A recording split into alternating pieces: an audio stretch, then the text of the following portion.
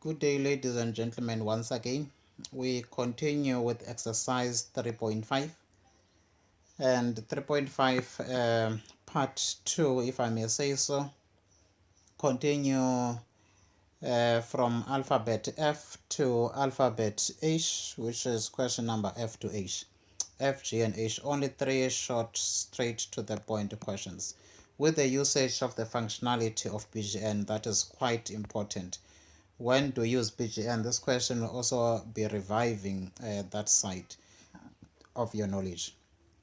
It says that a student borrowed 7,000 at the beginning of each half year at a special student study rate of 7.5% per annum compounded on a monthly basis. Highlight the fact that the rate in which the student is borrowing, which is the special rate, is 7.5 per annum, and it is compounded importantly per month. Be mindful of that. It is highlighted above that a student borrows 7,000 at the beginning of each year at a special student rate. The first amount is borrowed at the beginning of the time period, and the last amount at the end of the year 2.5. So now it is very important to highlight the fact that it's beginning of each half year, meaning every 6 months, the student is borrowing. The amount is borrowed 6 monthly, but the interest is compounded monthly. So meaning we need to convert the interest rate so that we get to a 6 monthly equivalent rate, meaning a rate that is equivalent to a 6 monthly compound, equivalent to that 7.5 that is compounded annually. So very important to identify those two, that our borrowing is 6 months and our monthly interest is compounded monthly, or our interest is compounded monthly. The last payment is made, or the last borrowing takes place in year 2.5, meaning in the middle of the third year, around June, July. Compute, which is normally July, compute the equivalent normal rate of interest compounded half yearly. Obviously, this question had to be there because we need a half yearly interest rate, since the student is borrowing the amount of 7,000 every half year. So now we need to calculate the equivalent rate of interest. That is the conversion which we dealt with it in compound. I think it was in compound interest. 1 plus j over m, which is how often is the interest we are looking for compounded. The interest we are looking for is compounded half yearly, meaning twice a year, so we divide by 2 to the power of 2, and then that will be equal to the given rate. Always over the equal sign, it is the information of the given rate. 1 plus 0.075 divided by 12. Please, I always highlight the fact that here you must specify that is a percentage. You divide by the period in which the given interest is compounded, which is the number of times, which is 12 times, then to the power of 12. Then obviously we first need to eliminate the power on the left hand side. I'm not going to be rewriting this. We eliminate the power, divide by 2, and we divide by 2. Whatever we do on the left, we also do it on the right hand side. Then after, what do we do now? We will then have nothing on top, but here we'll have the number 6, because 12 divided by 2 will give us the number 6. Then we will have 1 plus j over 2, 1 plus j over 2, which is equal to, then now we need to do some calculations. Just take my calculator. So now what do? We say 1 plus, which is, we are dealing first with this side over the equal sign. We open brackets, 1 plus 0 0.075 divided by 12 close brackets. Second function, power, which is deep, power 6 equals, this will give us 1.038090843. Then now we take this one over the equals, or over the equal sign, it becomes minus. So in your answer, I'll just say minus 1. After I said minus 1, your answer will then be j over 2 equals 0.038090843. We cross multiply by 2, this cancels this. Then whatever we do on the left, we do it on the right. Then in your answer that is not cleared in your calculator, you times by 2. Then your J, which is the 6 monthly equivalent rate, will be then after, don't forget to multiply by 100, so that you get to 7.61817% per annum compounded half yearly. So now that will be the 6 monthly equivalent rate, that is equivalent to 7.5% per annum compounded monthly. So we have responded to number F already, which was very straightforward. Number G says we are to compute the amount of the payment of the monthly payments if she, meaning the student now, contracted to pay the loan back in 24 equal monthly installments. So now I want to highlight that when we are calculating the monthly installments, we need to use the monthly rate. When we computing or calculating the monthly installment, we need to use the monthly rate. But when we are just calculating the future value of the amounts that we borrowed, which were borrowed every 6 months, we will need to use the 6 monthly rate or the half yearly rate. So please take that into account. I'll still explain as we progress. Now we continue on that same note. It says we are to compute the amount of the payments if she contracted to pay the loan back in 24 monthly payments starting at the end of year 4. So we first need to calculate the balance up to the end of year 4. Now we first need to calculate the future value of an annuity. What do I mean when I say an annuity? Remember, the definition of an annuity says an annuity is a series of equal payments that are made at regular intervals of time at the same interest rate.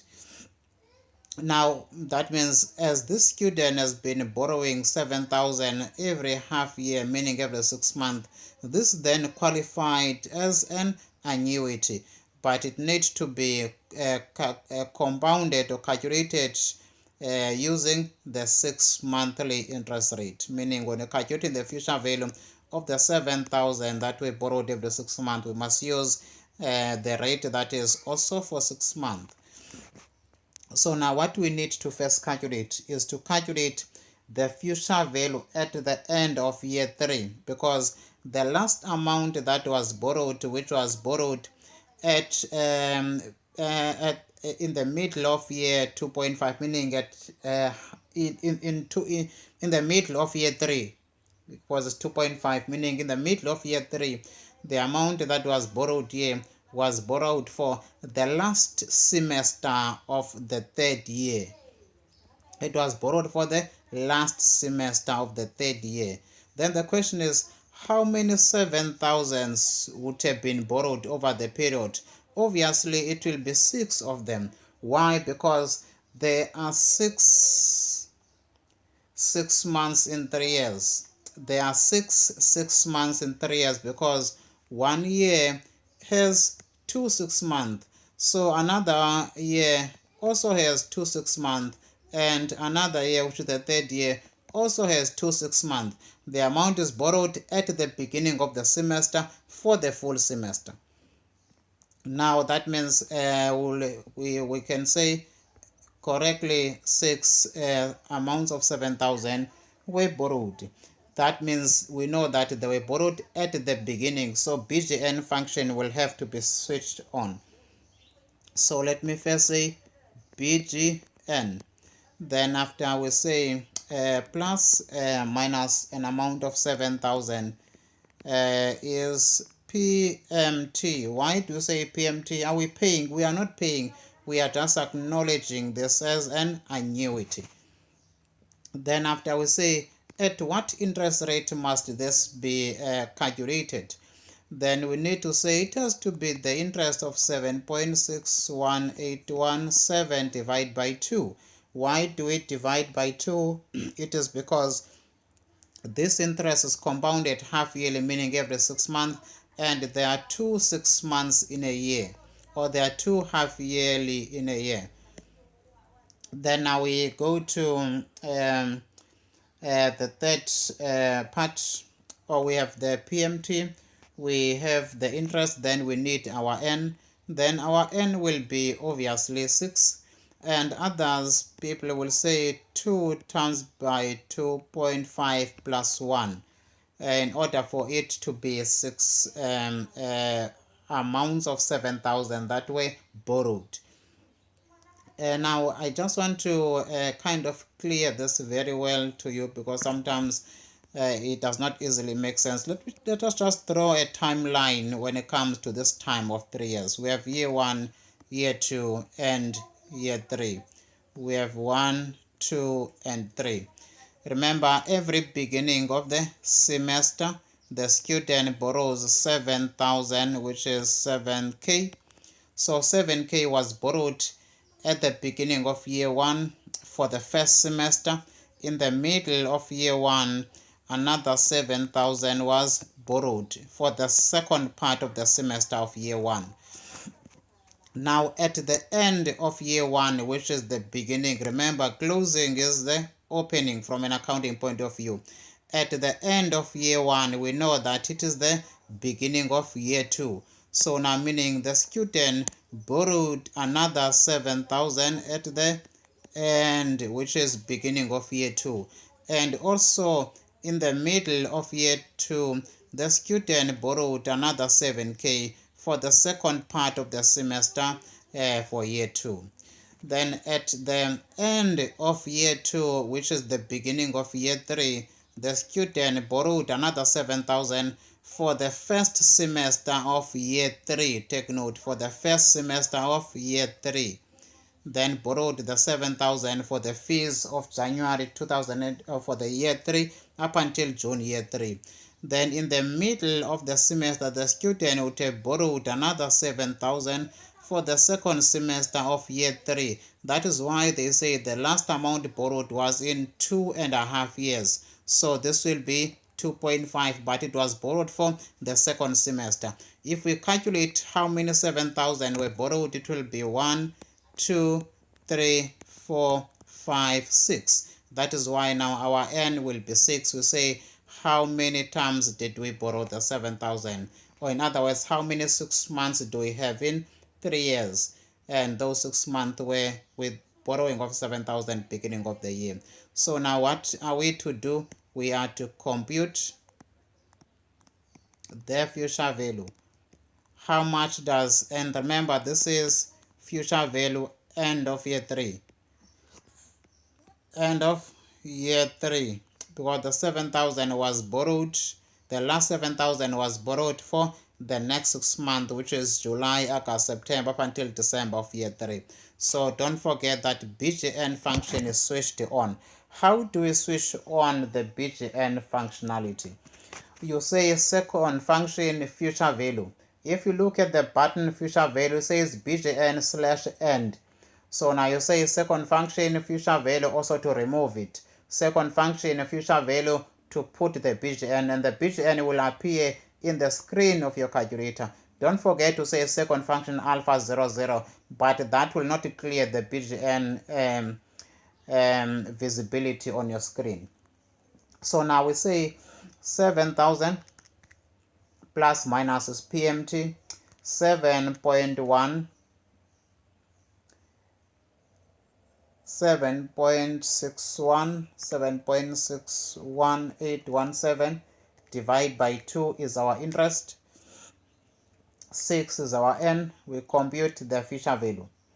Our future value is 47,968 rands 68 cents. So this is how much the student owes at the end of year 3, and we assume that the student does not have any one subject that is left behind. He is passing everything. I hope so, because the 7,000 does not stop accumulating because you are failing.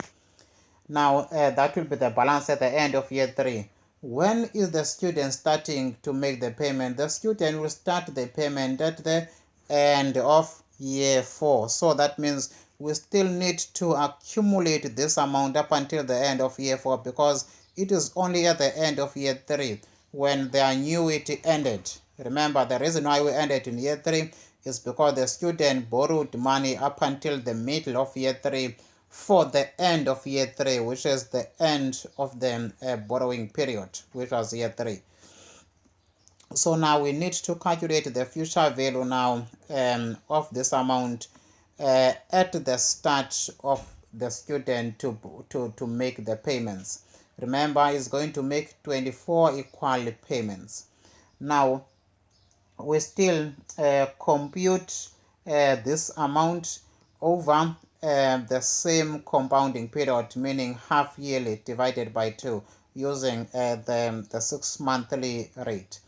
We have plus minus 47,968 rands 68 cents is the present value.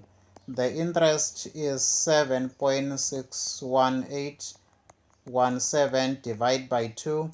Then our N is only 1 year, from end of year 3 to the end of year 4, which is 1 year.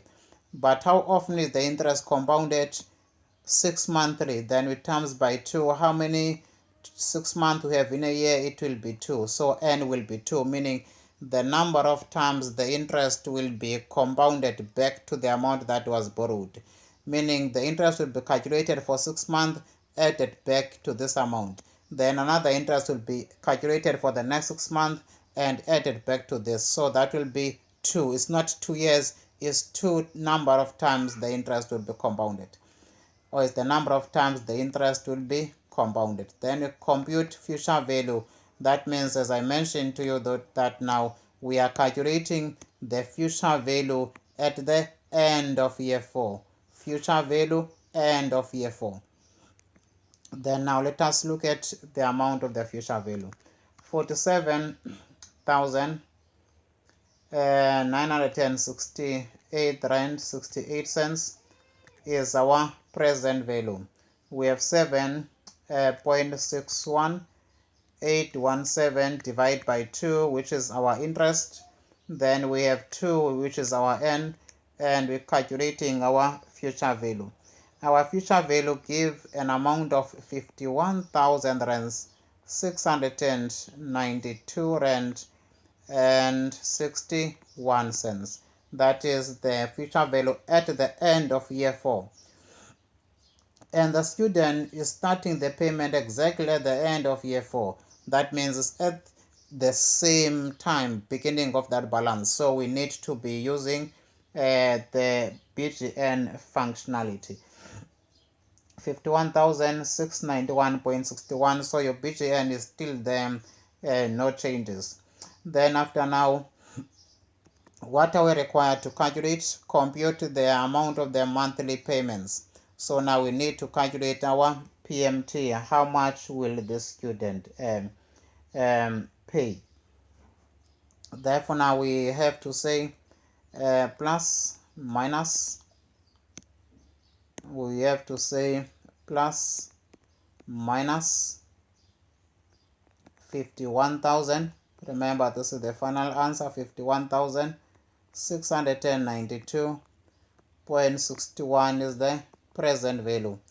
The interest, remember, the student is paying monthly. 24 equal monthly installments. So the interest is 7.5 divided by 12. Why? Because there are 12 months in 1 year. 7.5% per annum compounded monthly. That was the special student study rate. It starts when the student starts making the payments. Then we know that the student wants to make 24 payments. Then after, what are we calculating? We are calculating the amount that the student will be paying over the period of 24 months. Then we say 51,692.24 or 0.61 is our plus minus present value. We have 7.5 divided by 12, which is our interest. We have 24, which is our N. Then we calculate our PMT, meaning our payment. Then the student will pay 2,311 rand, 69 and 11 rand, 70 cents. It will be 69 when you round off, that will be 70 cents. So 24 payments of 2,311.70 cents will be made by the student in order to settle the loan. So that was in response to question number G, just calculating the amount of the payments that will be made at the end of year 4. But we needed to first calculate the future value of the annuity. This was the future value of the annuity.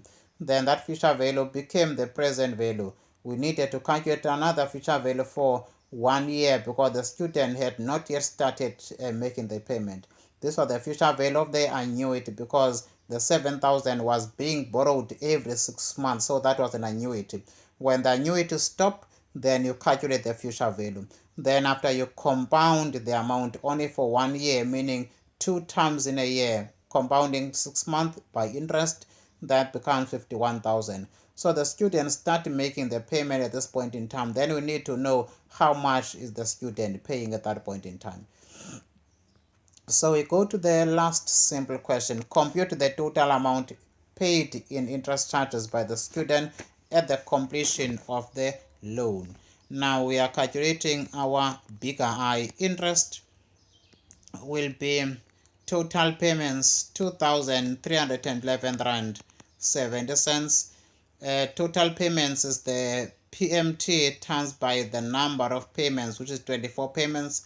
Then we deduct the amount that the student borrowed, which is 7,000 rands, which was for only 6 times. He borrowed 7,000 times 6, 7,000 times by 6. This is 42,000 rands. So this is the amount the student borrowed, but he's going to pay more than what he borrowed. 2,311 rand 70 cents times by 24. This gives us 55,480 rand 80 cents. So now this is what the student will be paying in total. Then the difference between the two will be minus 42,000 rands. Then we realize that the student will have paid interest, which is the cost of his education, or cost of the loan is 13,480 rand 80 cents. That is the cost of borrowing the loan, 13,480 rand 80 cents. This will be what we call the borrowing cost, the cost of the student borrowing the loan. Now, the next part of this question is the story of the farmer, the lovely story of the farmer who borrowed 2.5 million. So now the next video, please await me recording the story of the farmer who borrowed 2.5 million and how he managed to settle this loan and his struggles. Thank you guys very much.